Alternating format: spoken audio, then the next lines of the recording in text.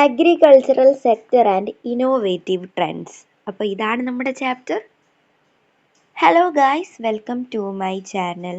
It's me Anagha and welcome to Anagha study world. So നമുക്ക് ചാപ്റ്ററിലേക്ക് കടക്കാം. ഒത്തിരി ലാഗ് അടിപ്പിക്കുന്നില്ല. മറ്റേ ചാപ്റ്റർ എല്ലാവർക്കും മനസ്സിലായെന്ന് വിശ്വസിക്കുന്നു. അതിലെ പ്രധാനപ്പെട്ട പോയിൻറ്റ്സ് ഒക്കെ പഠിച്ചു വെക്കുക. ഫൈനൽ പാർട്ട് വീഡിയോയ്ക്കകത്ത് അതിലെ എല്ലാ പ്രധാന പോയിൻറ്റുകളും പറഞ്ഞൊന്ന് പോകുന്നുണ്ടായിരുന്നു.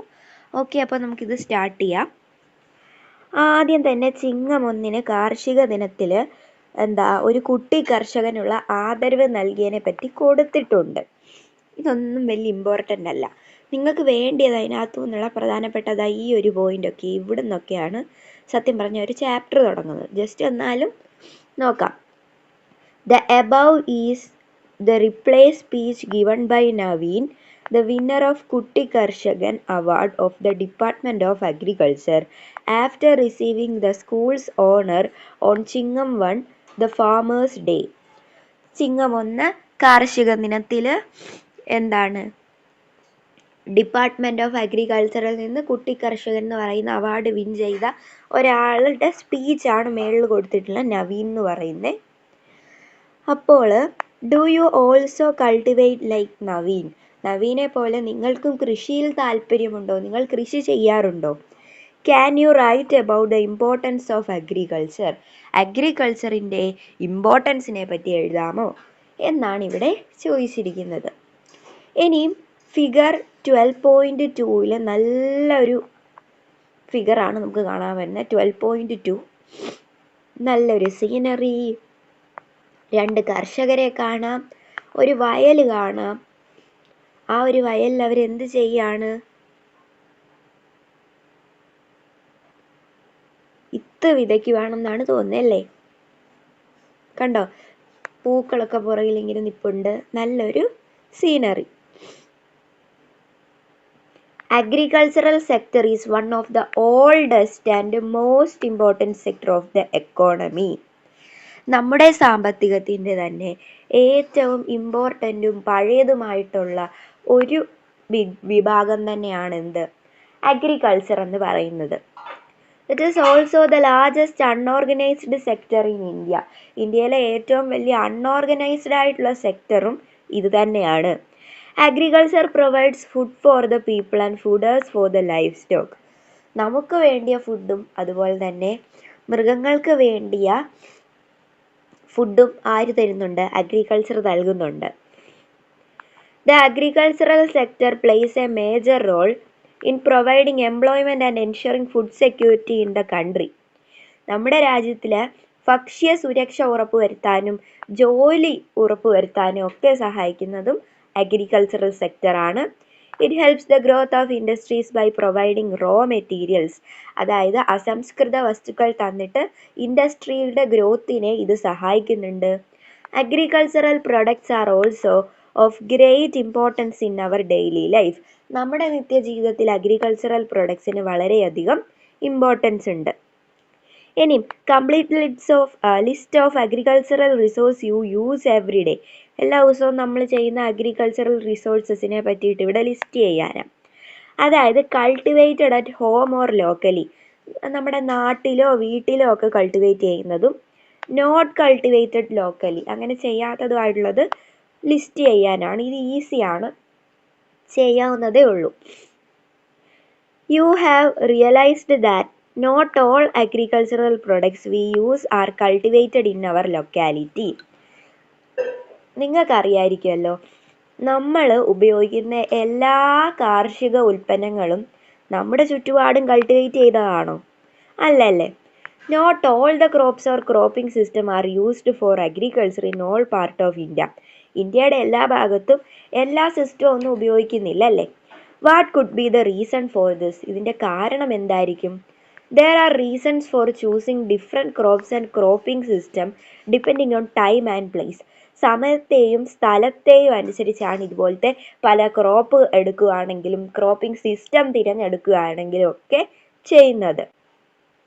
ഡിഫറെൻറ്റ് ക്രോപ്സിൻ്റെ ഫിഗർ കൊടുത്തിട്ടുണ്ട്.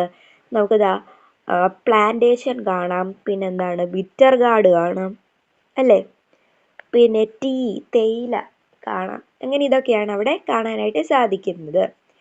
ഇനി മോസ്റ്റ് ഇമ്പോർട്ടൻ്റ് ആയിട്ടുള്ളൊരു കാര്യമാണ് factors influencing cropping season. Cropping സീസണെ ഇൻഫ്ലുവൻസ് ചെയ്യുന്ന ഘടകങ്ങൾ എന്തൊക്കെയാണ്? നാച്ചുറൽ ഫാക്ടേഴ്സ്, പ്രകൃതിയിൽ നിന്നുള്ള ഘടകങ്ങൾ. എക്കോണമിക്, സാമ്പത്തികമായിട്ടുള്ളത്. Infrastructure, social, government policies, technological factors. ഇനി അതിൻ്റെ സബ് ഫാക്ടേഴ്സ് ഏതൊക്കെയാണെന്ന് കൊടുത്തിട്ടുണ്ട്. നേച്ചറുമായിട്ട് ബന്ധപ്പെട്ട് nature of soil, topography, climate, availability of water, ഇതൊക്കെയാണ് വരുന്നത്. മണ്ണിൻ്റെ ഘടന, പിന്നെ ടോപ്പോഗ്രഫി, പിന്നെന്താ ക്ലൈമറ്റ്, കാലാവസ്ഥ, ജലത്തിൻ്റെ ലഭ്യത, അതൊക്കെ. എക്കോണമിക് ഫാക്ടർ വരുന്നത് price of agricultural products, agricultural പ്രൊഡക്ട്സിൻ്റെ വില, പിന്നെ ഫാർമേഴ്സ് ഇൻകം, കർഷകരുടെ വരുമാനം, പിന്നെ അഗ്രികൾച്ചറൽ ലാൻഡിൻ്റെ ഏരിയ, ഒരു സ്ഥലം. ഇനി ഇൻഫ്രാസ്ട്രക്ചർ, അതിനകത്ത് ഇറിഗേഷൻ പെടും, പിന്നെ ഇലക്ട്രിസിറ്റി, വൈദ്യുതി പെടും, ട്രാൻസ്പോർട്ടേഷൻ, ഗതാഗതം പെടും, മാർക്കറ്റിംഗ് ഫെസിലിറ്റീസ്, പിന്നെ അവൈലബിലിറ്റി ഓഫ് സീഡ്സ്, അതായത് വിത്തുകളുടെ ലഭ്യത, ഫെർട്ടിലൈസേഴ്സ് അതിൻ്റെ ലഭ്യത, പെസ്റ്റിസൈഡ്സിൻ്റെ ലഭ്യത, അതൊക്കെ ഇൻഫ്രാസ്ട്രക്ചറിൽ പെടും. സോഷ്യൽ ഫാക്ടേഴ്സിനകത്ത് diet, education, generational difference in agricultural practice, പല കാലങ്ങളിലായിട്ട് പല രീതിയിലാണ് കൃഷി ചെയ്യുന്നത്, അതാണ് അവിടെ പറഞ്ഞിരിക്കുന്നത്. സോഷ്യൽ എൻവയോൺമെൻറ്റ്, നമ്മുടെ സാമൂഹിക ചുറ്റുപാട്. ഇനിയുള്ളതാണ് ഗവൺമെൻറ് പോളിസീസ്, അതിനകത്ത് എക്സ്പോർട്ടും ഇമ്പോർട്ടും, പിന്നെ ടാക്സാഷൻ എന്ന് പറഞ്ഞാൽ ടാക്സ് അടയ്ക്കുന്നതും വാങ്ങുന്നതും. അവൈലബിലിറ്റി ഓഫ് ലോൺ, ലോണിൻ്റെ ലഭ്യത, സബ്സിഡീസ്. ഇനി ടെക്നോളജിക്കൽ ഫാക്ടേഴ്സ് ഏതൊക്കെയാണ്? ഹൈ ഈൽഡിങ് സീഡ് വെറൈറ്റീസ് വേണം, സയൻറ്റിഫിക് ഇറിഗേഷൻ നടത്തണം, മോഡേൺ ടെക്നോളജി ഉപയോഗിക്കണം, ഇതൊക്കെയാണ് കാര്യങ്ങൾ. ഇനി ഇവിടെ ഒരു വീറ്റ് കൾട്ടിവേഷൻ്റെ ഫിഗർ കൊടുത്തിട്ടുണ്ട്, നല്ല രസമില്ലേ കാണാൻ? The factors influencing cropping system are not distributed equally in all region. എല്ലാ സ്ഥലത്തും ഈക്വലായിട്ടാണോ ക്രോപ്പിംഗ് സീസണിൽ ഫാക്ടേഴ്സിനെ ഇൻഫ്ലുവൻസ് ചെയ്യുന്നത്? അല്ലല്ലേ. That is why different cropping system as chosen for cultivation in different parts of the country. അതുകൊണ്ടാണ് നമ്മുടെ രാജ്യത്തിൻ്റെ തന്നെ പല ഭാഗങ്ങളിലായിട്ട് പല കൃഷികൾ ചെയ്യാനുള്ള കാരണം. ഇനി നോക്കിക്കേ, ക്രോപ്പിംഗ് സിസ്റ്റത്തെ പറ്റിയിട്ട് പറയുന്നുണ്ട്. Cropping system, the order in which crops are cultivated on a farm during a specific period is called cropping system. അതായത് order in which crops are cultivated on a farm, ഒരു ഫാമിൽ വിളകളെ കൃഷി ചെയ്യുന്നു. ഡ്യൂറിങ് എ സ്പെസിഫിക് പീരീഡ്, ഒരു നിശ്ചിത കാലത്തിൽ, ഇന്ന ഓർഡർ, ഒരു ഓർഡറിൽ, ഇതിനെയാണ് നമ്മൾ എന്തെന്ന് പറയുന്നത്? ക്രോപ്പിംഗ് സിസ്റ്റം എന്ന് പറയുന്നത്. ക്രോപ്പിംഗ് സിസ്റ്റത്തെ തന്നെ നമുക്ക് മൂന്നായിട്ട് തരംതിരിക്കാം, ക്ലാസിഫൈ ചെയ്യാം. ഏതൊക്കെയാ? Mono cropping, poly cropping, ratoon cropping. Okay, മൂന്നെണ്ണമായിട്ട് തിരിക്കാം. മോണോ ക്രോപ്പിംഗ് ആണ്, റബ്ബർ കൾട്ടിവേഷൻ ആണ് അതിൻ്റെ പിക്ചർ കൊടുത്തിരിക്കുന്നത്, നമുക്ക് നോക്കാം. Mono cropping is the method of cultivating one crop at a time on a farm. ഒരു സമയം ഒരു വിള ഒരു ഫാമിൽ കൃഷി ചെയ്യുന്നതിനാണ് മോണോ ക്രോപ്പിംഗ് എന്ന് പറയുന്നത്. This cropping system is mainly aimed at എക്സ്പോർട്ടിൽ, കയറ്റി അയക്കുന്നതിലാണ് ഇത് കൂടുതലും ശ്രദ്ധ കേന്ദ്രീകരിക്കുന്നത്.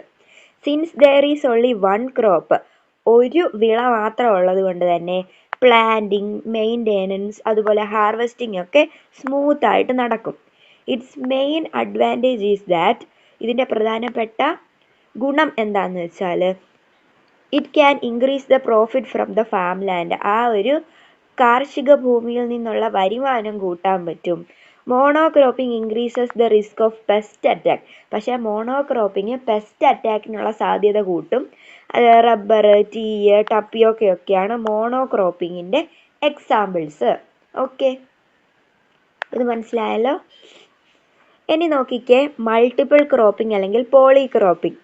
Multiple cropping is a cropping system in which two or more crops are cultivated on a single plot or a land without affecting the natural fertility of the soil. മണ്ണിൻ്റെ ഘടനയൊന്നും ബാധിക്കാത്ത രീതിയിൽ ഒന്നോ അതിലധികമോ, അല്ലേ, ഒന്നല്ല രണ്ടോ അതിലധികമോ ക്രോപ്പിനെ ഇങ്ങനെ കൃഷി ചെയ്യുന്നതിനാണ് നമ്മൾ മൾട്ടിപ്പിൾ ക്രോപ്പിംഗ് അല്ലെങ്കിൽ പോളി ക്രോപ്പിംഗ് എന്ന് പറയുന്നത്. The advantage of this is to increase the total production from the farmland and thereby the income. ഫാംലാൻഡിൽ നിന്നുള്ള ഇൻകം കൂട്ടാനും അതുപോലെ തന്നെ എന്താണ് പ്രൊഡക്ഷൻ കൂട്ടാനും ഒക്കെ ഇത് സഹായിക്കുന്നുണ്ടല്ലേ. പിന്നെ നമുക്ക് കൊടുത്തിരിക്കുന്നത് mixed cropping. This is the method of cultivating two or more crops simultaneously on agricultural land without maintaining spacing between them. This cropping system is more common in dry areas. The advantage is even if yield of one crop is poor due to adverse weather conditions, the yield from other crops can be obtained. Example: maize, groundnut, coconut, pigeon pea. എന്താ പറഞ്ഞിരിക്കുന്നത്? Mixed ക്രോപ്പിങ്ങിനെ പറ്റി ഒന്നുകൂടെ പറഞ്ഞിട്ടുണ്ട്, ഇച്ചിരി കൂടെ ഇതായിട്ട് പറയുന്നുണ്ട്. Multiple ക്രോപ്പിങ്ങിൻ്റെ ഭാഗങ്ങളാണ് ഇതെല്ലാമേ. This is the method of cultivating two or more crops. ഒരു വിത്തൗട്ട് മെയിൻറ്റെയിനിങ് സ്പേസ്, ആ വിളകൾ തമ്മിൽ സ്പേസ് കാണില്ല, പക്ഷെ അത് എന്ത് ചെയ്യുന്നുണ്ട്, രണ്ടോ അതിൽ കൂടുതലോ കൃഷി ഒരു സ്ഥലത്ത് തന്നെ ചെയ്യുന്നുണ്ട്. ഈ ക്രോപ്പിംഗ് സിസ്റ്റം കൂടുതലും ഡ്രൈ ഏരിയാസിലാണ് കാണാൻ പറ്റുന്നത്. ഇതിൻ്റെ ഒരു ഗുണമെന്ന് പറഞ്ഞാൽ, ഇപ്പോൾ ഈൽഡ് ഏതെങ്കിലും ഒരു ഈൽഡ് കുറവാണ്, ഒരു ക്രോപ്പിൻ്റെ ഈൽഡ് കുറവാണെങ്കിൽ അതെന്താ, ഇപ്പോൾ വെതർ കണ്ടീഷനൊക്കെ കൊണ്ട് കുറവാണെങ്കിൽ മറ്റൊന്നിൽ നിന്ന് ആ പോയ ഇൻകം അല്ലെങ്കിൽ ആ ഒരു പ്രൊഡക്ഷൻ അവർക്ക് ഇൻക്രീസ് ചെയ്യാൻ പറ്റും. അതിൻ്റെ എക്സാമ്പിളാണ് മെയ്സും ഗ്രൗണ്ട്നട്ടും കോക്കനട്ടും പീജണും. ഓക്കെ, മനസ്സിലായോ? ഇനിയുള്ളതാണ് ഇന്റർ ക്രോപ്പിംഗ്. ഇന്റർ ക്രോപ്പിംഗ് എന്ന് പറയുന്നത് ഒരു ക്രോപ്പിംഗ് സിസ്റ്റമാണ്. അതിൽ another crop is cultivated between the main crop in A specific pattern. ഒരു പ്രത്യേക മാതൃകയിൽ പ്രധാന വിളയോടൊപ്പം തന്നെ വേറൊരു ക്രോപ്പും കൂടെ കൃഷി ചെയ്യുന്നതിന് ഇന്റർ ക്രോപ്പിംഗ് എന്ന് പറയും. Production can be increased through the efficient use of resources. നമ്മുടെ സ്രോതസ്സുകളുടെ അല്ലെങ്കിൽ വിഭവങ്ങളുടെ ഉപയോഗം കൊണ്ടിട്ട് എന്ത് ചെയ്യാൻ പറ്റും, പ്രൊഡക്ഷൻ ഇൻക്രീസ് ചെയ്യാൻ പറ്റും. അപ്പം this is a suitable method for controlling weeds and pest. കളകളെ നിയന്ത്രിക്കാനും പെസ്റ്റിനെ നിയന്ത്രിക്കാനും ഒക്കെ ഇന്റർ ക്രോപ്പിംഗ് നല്ലതാണ്. എക്സാമ്പിൾ കൊടുത്തിട്ടുണ്ട്. ഗ്രൗണ്ട് നട്ട് എന്ത് ചെയ്യുന്നുണ്ട്, ഒരു ഇന്റർ ക്രോപ്പായിട്ട് കോട്ടൻ്റെ അടുത്ത് ചെയ്യുന്നുണ്ട് അല്ലേ. Ground nut cultivated as inter crop in cotton. പിന്നെ അതിൻ്റെ പല കാര്യങ്ങൾ കൊടുത്തിട്ടുണ്ട്. പിന്നെ plantain cultivated as inter crop in coconut plantation. തെങ്ങ് അതുപോലെ തന്നെ വാഴ, അതിൻ്റെ കാര്യമാണ് ഇവിടെ പറയുന്നത്. ഇനി സീക്വൻസ് ക്രോപ്പിംഗ്, ഇതൊരു മെത്തേഡാണ്. ഇതിൽ cultivating another short term crop in A same field immediately after harvesting the main crop. പ്രധാന വിളയെ കൊയ്തതിന് ശേഷം അല്ലെങ്കിൽ അതിനെ ഹാർവെസ്റ്റ് ചെയ്തതിന് ശേഷം ഉടനെ തന്നെ അടുത്ത ഒരു ചെറിയ കാലത്തേക്കുള്ള ഒരു കുഞ്ഞു ചെടിയും കൂടെ കൊണ്ട് നട്ടു വെക്കുന്ന പരിപാടിയാണ് സീക്വൻസ് ക്രോപ്പിംഗ്. ഈ മെത്തേഡ് ആ മണ്ണിൽ തന്നെ ഇപ്പം അത് വളരാൻ വേണ്ടിയിട്ടുള്ള ന്യൂട്രിയൻസും മോയ്സ്ചറും ഒക്കെ ആ മണ്ണിൽ കാണുമല്ലോ, അത് ഇതിനും പെട്ടെന്ന് തന്നെ അത് പറിച്ച ഉടനെ ഇത് നടുന്നത് കൊണ്ട് ഇതിനത് കിട്ടും. അതുപോലെ തന്നെ മെയിൻ അഡ്വാൻറ്റേജ് എന്ന് പറഞ്ഞാൽ ഫീൽഡ് നോട്ട് ലൈ ഫാളോ. അങ്ങനെ ഫീൽഡിൻ്റെ ഫലഭൂയിഷ്ടിയൊന്നും നഷ്ടപ്പെടത്തില്ല, അതൊരു കാര്യമാണ്. ഇതിൻ്റെ എക്സാമ്പിൾസ് ഇവിടെ കൊടുത്തിട്ടുണ്ട്. പാഡി ഫീൽഡിൽ പൾസ്, സിസൈൻ അതൊക്കെയാണ് കൊടുത്തിട്ടുള്ളത്. മെയിൻ ക്രോപ്പ് ഏതാ? അപ്പോൾ പാഡിയാണ്. ഇനിയുള്ളതാണ് റിലേ ക്രോപ്പിംഗ്. റിലേ ക്രോപ്പിംഗ് എന്ന് പറഞ്ഞാൽ growing A second crop on the field before harvesting the first crop. First crop harvest ചെയ്യുന്നതിന് മുമ്പ് ഒരു ക്രോപ്പ് കൂടെ നടുന്ന പരിപാടിയാണ്, അല്ലെ വളർത്തുന്ന പരിപാടിയാണ് റിലേ ക്രോപ്പിംഗ് എന്ന് പറയുന്നത്. അതത്രയേ ഉള്ളൂ. ഇനി ക്രോപ്പ് റൊട്ടേഷൻ. ക്രോപ്പ് റൊട്ടേഷൻ ഒരു മെത്തേഡാണ്. ഇതിൽ എന്ത് ചെയ്യുന്നുണ്ട്, ഓഫ് ഡിഫറെൻറ്റ് പ്ലാന്റ് ഫാമിലീസ്, പല പ്ലാന്റ് ഫാമിലീസിൽ നിന്നിട്ട് ഒരേ ഫീൽഡിൽ തന്നെ നടുകയും അതിനെ ഹാർവെസ്റ്റ് ചെയ്യുകയും ചെയ്യുന്ന ഒരു പരിപാടിയാണ് ക്രോപ്പ് റൊട്ടേഷൻ. ഇങ്ങനെ മാറി മാറി കൃഷി ചെയ്യുന്നു. ഇതിൻ്റെ മെയിൻ ബെനിഫിറ്റ് എന്ന് പറഞ്ഞാൽ സോയിൽ ഫെർട്ടിലിറ്റി, മണ്ണിൻ്റെ ഫലഭൂയിഷ്ടിയെ ഇത് കൂട്ടുന്നു. It is suitable method for increasing soil productivity and controlling weeds and pests. കളകളെ നിയന്ത്രിക്കാനും പെസ്റ്റിൽ നിന്ന് സഹായിക്കാനും ഒക്കെ ഇത് സഹായിക്കും. അപ്പം ഇതിൻ്റെ എക്സാമ്പിൾ ഏതാണ്? കൾട്ടിവേറ്റിംഗ് പീസ് ആഫ്റ്റർ പാടി, അതായത് നെല്ലിന് ശേഷം അവിടെ തന്നെ പയർ നടുന്നു, അത് ഇതിൻ്റെ ഒരു ഭാഗമാണ്, അല്ലെങ്കിൽ ഒരു എക്സാമ്പിളാണ്. ഇനി multi tier cropping, multi storeyed cropping എന്ന് പറയും. ഇതൊരു മെത്തേഡാണ്. ക്രോപ്സ് പല ഹൈറ്റിലുള്ളതായിരിക്കും ഇത് ചെയ്യുന്നത്. അതിൻ്റെ റൂട്ടിൻ്റെ ഡെപ്തും പിന്നെ സൺലൈറ്റ് വേണ്ടിയതും ഒക്കെ വ്യത്യാസമായിരിക്കും, പക്ഷേ സെയിം ഫീൽഡിലായിരിക്കും അത് ചെയ്യുന്നത്. ഇതിൻ്റെ ഒരു അഡ്വാൻറ്റേജ് എന്ന് പറഞ്ഞാൽ സോയില്, വാട്ടർ, സൺലൈറ്റ് ഇതൊക്കെ നല്ല രീതിക്ക് ഉപയോഗിക്കാൻ പറ്റും. Example coconut, pepper, ginger, turmeric ഇതൊക്കെയാണ്. ഇനിയുള്ളതാണ് റട്ടൂൺ ക്രോപ്പിംഗ്. ഹാർവെസ്റ്റിങ്ങിൻ്റെ സമയത്ത് റൂട്ട്സും ലോവർ പാർട്ട് ഓഫ് ക്രോപ്പും ഒക്കെ കട്ട് ചെയ്ത് ഇങ്ങനെ വെക്കുന്ന പരിപാടിയില്ലേ. പക്ഷേ ഹാർവെസ്റ്റിങ്ങിന് ശേഷം ക്രോപ്പ് എന്ത് ചെയ്യും? Cultivated gross again and produce ചെയ്യും. പിന്നെയും വളർന്നിട്ടത് പിന്നെയും നമുക്ക് ഈൽഡ് തരും. അപ്പം the advantage of this system, ഈ ഒരു സിസ്റ്റത്തിൻ്റെ ഗുണം എന്ന് പറയുന്നത് crop is harvested again from same crop. ഒരു വിളയിൽ തന്നെ പിന്നെ ഹാർവെസ്റ്റ് ചെയ്തെടുക്കാനായിട്ട് പറ്റും. ഇതിന് ഡിസ്അഡ്വാൻറ്റേജ് എന്ന് പറഞ്ഞാൽ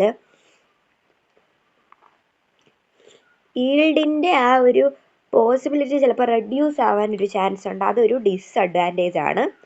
ഇനി ഡിസീസും പെസ്റ്റ് അറ്റാക്കും കൂടാനും ചാൻസ് ഉണ്ട്. സ്പിനാച്ചും ഷുഗർ കെയിനും ഒക്കെയാണ് ഇതിന് എക്സാമ്പിള്. ഓക്കെ, അപ്പോൾ നമ്മുടെ ഫസ്റ്റ് പാർട്ട് ഇവിടെ കഴിഞ്ഞിട്ടുണ്ട്. എന്തെങ്കിലും ഡൗട്ട്സ് ഒക്കെ ഉണ്ടെങ്കിൽ കമൻറ്റിൽ ചോദിക്കുക, നിങ്ങളുടെ അഭിപ്രായങ്ങളൊക്കെ പറയാം. Bye, see U.